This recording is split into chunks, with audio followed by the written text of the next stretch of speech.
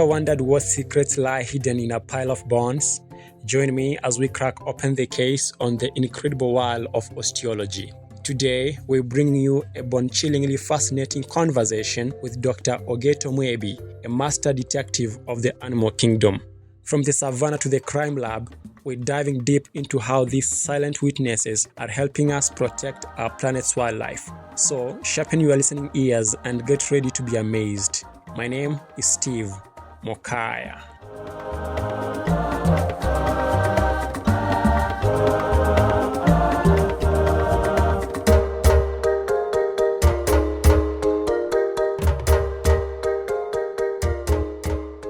Brief introduction of who you are and what you do. Yeah, I'm Dr. Ogeto Mwebi. I work for the National Museums of Kenya as senior research scientist in charge of osteological collection. What is that? In this, osteology is a study of bones, modern bones. The study of modern bones. That is bones of animals that are now existing, not the extinct one. Because the extinct one are studied by paleontology because they are fossils. Yeah, so what's the nature of your work?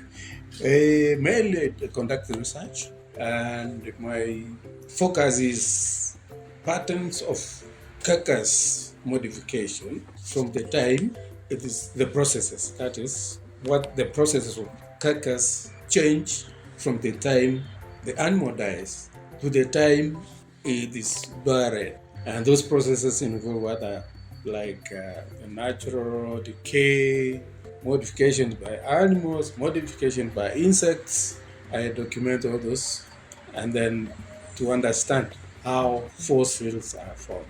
Besides that, I also do some forensic identifications where wildlife, once confiscated, we do help to identify which animal, whatever they have confiscated, belongs to. We identify that with species. Besides that, we also do construct environmental change in an area by checking out the bones that are lying out there. We determine which species they are, and from what we find, we can say what is happening, the ecological activities that are ongoing in that area. We also can document human-animal conflict. That is part of what we do, because when an animal is killed, the carnivore involved chews the bones. We can estimate which size of carnivore was involved in killing a particular animal. Here, as I said, we have a range of bones, animals that occur in Kenya, and we have about 15,000 specimens of animals that occur in Kenya, ranging from fish to large mammals. So our collection acts as a library, a reference collection, where we use them to identify unknown. So we do comparative identification. When somebody brings a specimen, we compare with what we have. Then that confirms the identity. So issues regarding wildlife crime, if an animal is brought that has bones, we don't deal with meat. But we also deal with skins, because you start from skins to get to bones. So if a skin is brought, we have a comparative collection that we identify that skin with. If that is difficult, we can't determine exactly, then we have also a genetic section that can do molecular analysis. But in most cases, the skins that are brought to us are complete and easy to identify.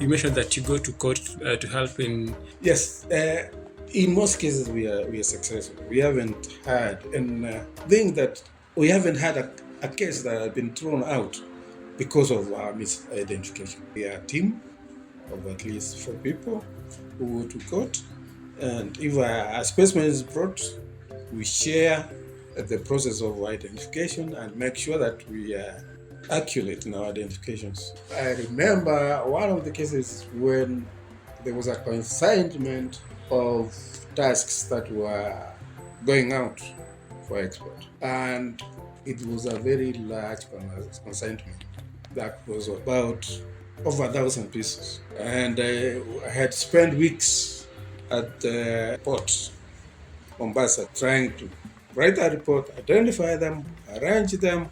It was quite challenging, but we did do it. They were inside the rocks that, and they wanted, they were declared as logs being exported. But inside the logs, they are dug holes and piled them inside, and then covered the logs. So they were exporting wood, but inside that there were tusks. Elephant tusks. The elephant tusks. Yeah. Yeah, and then I remember there was another one where they had groundnuts. They were declared as groundnuts, but somewhere in the middle, they were tusks. I remember when we went there and the container was opened, it was chaotic. There were so many cockroaches in that were feeding on the groundnuts, and it was quite exciting doing that work. What's been the most challenging part of your work in this, especially maybe going to court and trying to identify these and in the process curbing this wildlife crime? Yeah, sometimes you get some people carve bones and mix that with tusks. And the main challenge is that tusks are very easy to identify because they have unique internal structure that is nowhere else. So you can easily look at a tusk, and once you cut, even if it's worked, you can easily identify it. But sometimes people carve bones, like key holders and all, some other things, chopsticks, they use bones to do that. Now, it's quite challenging to tell which is it wildlife or livestock. That's the main challenge that we encounter. But with tusks, there's no problem. There is the question of legitimacy of the laws that protect wildlife in this country. Maybe what is the attitude of the people living around these parks and conservancies about these laws? Some laws are enshrined in our constitution. Some come from international agreements and laws. Both of the laws are legitimate. The only problem is that people don't understand where they are controlled and using what they know is theirs. And why should they conserve things that they don't benefit directly from? I think that is the contradiction. They just tend to see like animals are for the government, not for everybody else. So the government should, probably when they attack their livestock, they want the government to remove them. There is also the question of conflict between customary laws and now the contemporary laws, the traditional laws and the contemporary, now the constitutional laws. Is there that conflict in Kenya? Yeah, for example, we have people who exploit some animals as medicine. We have some people who believe that seeing an animal is an omen, and once they see it, they either kill it or they do something to avoid it. And when they see the government protecting that, they feel that is not right. They are like the owl, for example. When it makes some sound somewhere, people think there's something wrong is going to happen. But the point is that wherever there is the contradiction between the law and traditional beliefs, there is need for education, because some of these animals sometimes are misunderstood. Some of the animal parts that are claimed to be medicinal, they may not, and they are not in most cases. So there is need for education in this, so that people understand what they believe is not right, because it has been scientifically proven. For example, the owl is just the appearance sometimes. It is a nocturnal animal. It feeds during the night, and people rarely see it. So once they see it, they're surprised. What kind of animal is this? And then they start forming stories about it.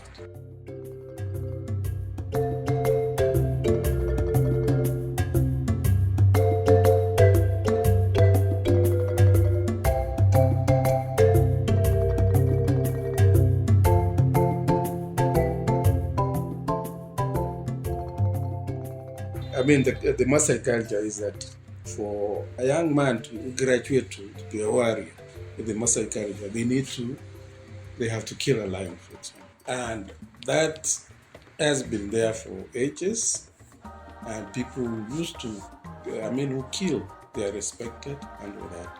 But that is contrary to the laws that protect the lion. So that becomes an issue. But in areas where people have been informed and educated, kind of, the people have introduced the importance of conserving lions.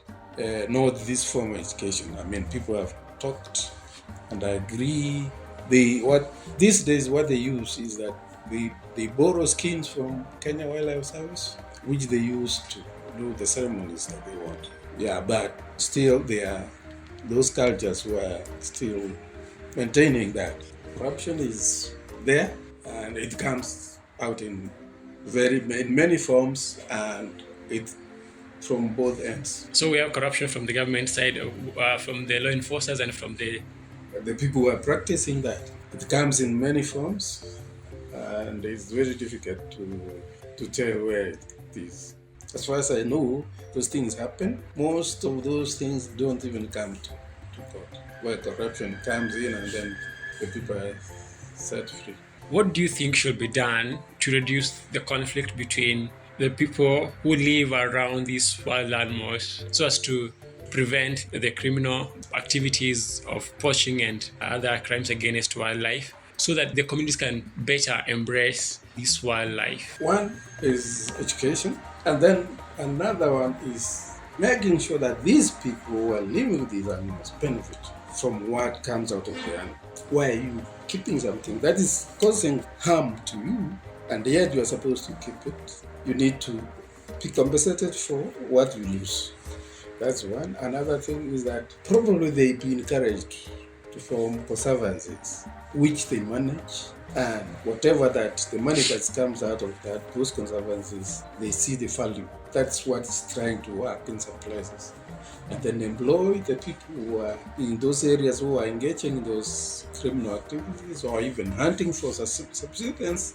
They switch into other activities that can improve their economy. If there is tourism, the money that comes out of that, it should be shared with these people so that they see the benefit of having this animal around. That's one of the main things that can be encouraged. Looking forward, do you think that a time might come when this conflict will disappear completely? No, it will always be there, because you can't confront everything. And lions will be attacking livestock, or people would be hunting for the wildlife out there. The only thing is that reducing.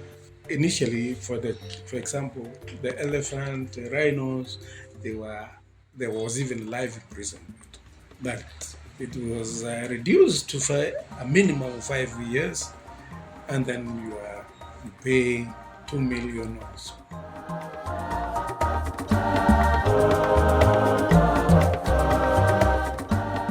And there you have it, folks. A glimpse into the incredible world of osteology and its crucial role in wildlife conservation. I want to extend my sincere gratitude to Dr. Ogeto Mwebi for sharing his expertise and passion. It's been an eye-opening experience. As always, thank you for tuning in.